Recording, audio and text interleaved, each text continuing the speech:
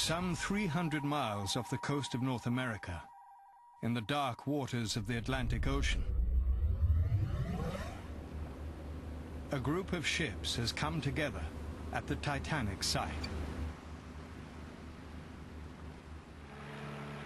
Experts from the United States, Great Britain, Canada and France have convened with one goal. Their mission? To conduct the first full-scale scientific investigation of the Titanic disaster. An arsenal of high-tech hardware will perform a deep-sea examination.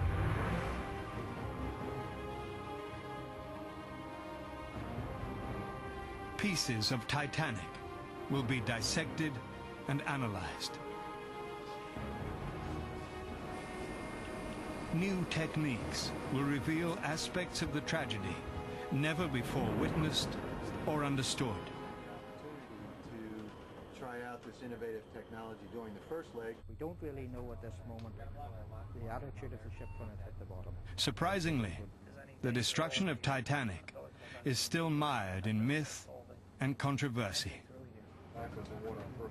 But this unparalleled team of investigators hopes to set the record straight. Now we're seeing, this is the questionable area right in here.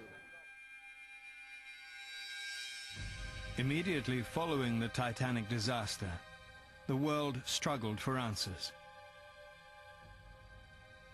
Soon, a popular story emerged that seemed to explain everything. Titanic struck a mountainous iceberg. She sustained an enormous gash and sank in one piece, killing more than 1,500 people. For nearly 100 years, this was the accepted account of what happened that tragic night. When Titanic's wreckage was discovered in 1985, the world was shocked to learn there was more to the story. The great ship was actually torn in two huge pieces. Her bow and stern separated by nearly half a mile.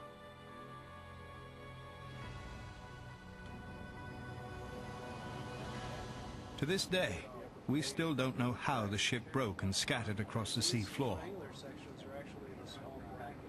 This group hopes to change all that. Further, there's a tremendous amount left to be learned about the Titanic. Bringing these minds together, we should be able to come up with a pretty good answer to what happened, why it happened, and in what sequence it happened. To reconstruct the disaster, the team at sea will work with investigators on land. At the rear end of the bow. Together they will focus on Titanic's wreckage, In the main wreckage field. a forensic approach likened to studying a corpse in a murder mystery. To give everybody a feel for it. The word forensic immediately conjures up images of pathology labs and someone poring over cadavers.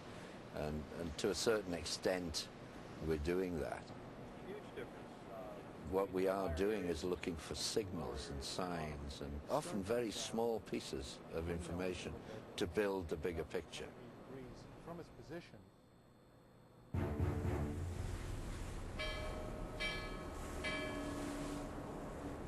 Four major events surrounding the destruction of Titanic are still shrouded in uncertainty.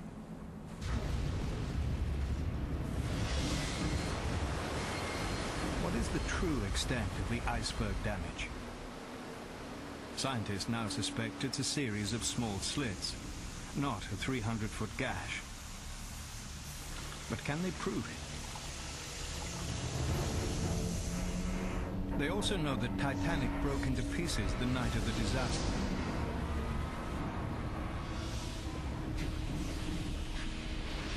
But how did this actually happen? And why?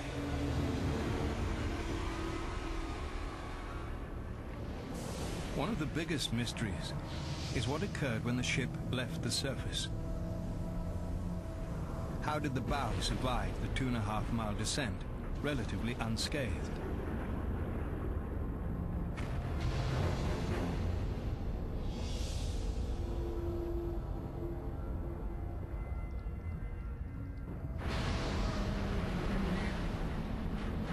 And what happened to the stern to utterly destroy this part of the ship?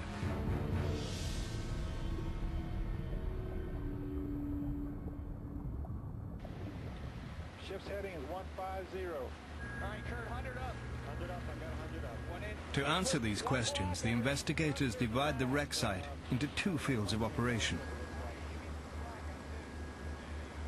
The crew aboard Ocean Voyager will concentrate on Titanic's bow, which lies more than 12,000 feet below.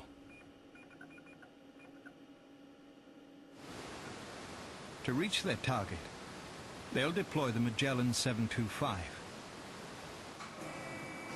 Magellan is a remotely operated vehicle, or ROV. For this mission, Magellan is equipped with state-of-the-art underwater cameras. Kirk, if you could stand in front of the camera, I can get a flesh tone off you. Set this up. That's good.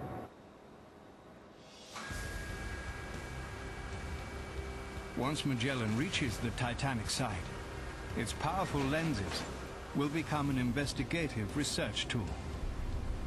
Magellan will be able to get a very close-up look at the whole structure, at various pieces of debris down there, and be able to pick up what we hope are a lot of visual clues. We'll get detail like nobody has seen before. To launch Magellan to Titanic requires a 15-ton crane and an 8-man crew. The robot is attached to the ship by a cable thousands of feet long.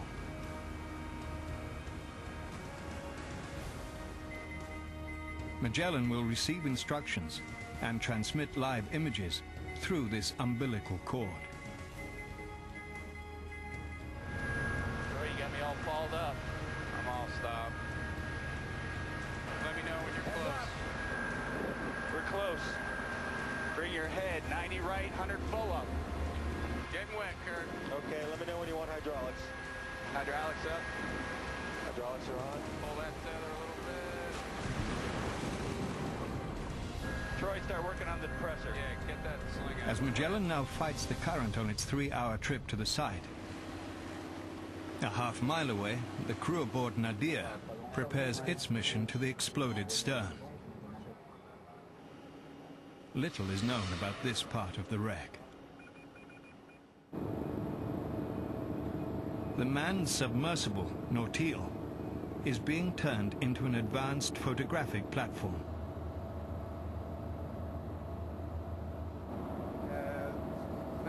Heading up the effort is oceanographer Paul Mathias.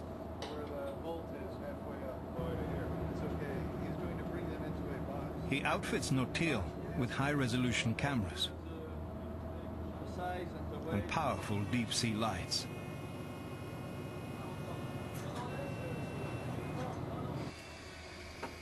Pictures of the stern wreckage will be fed into this tiny sphere and stored on computers designed for the mission.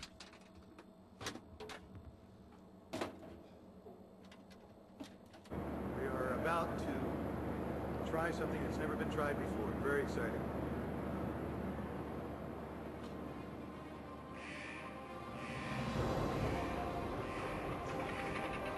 Nautil now begins her long trip to Titanic.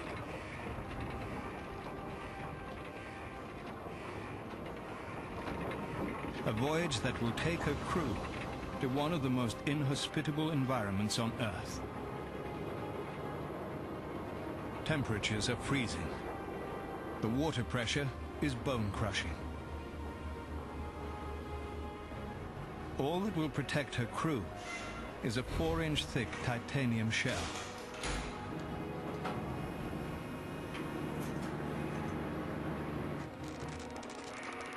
Nautil and Magellan are now underway on an historic mission.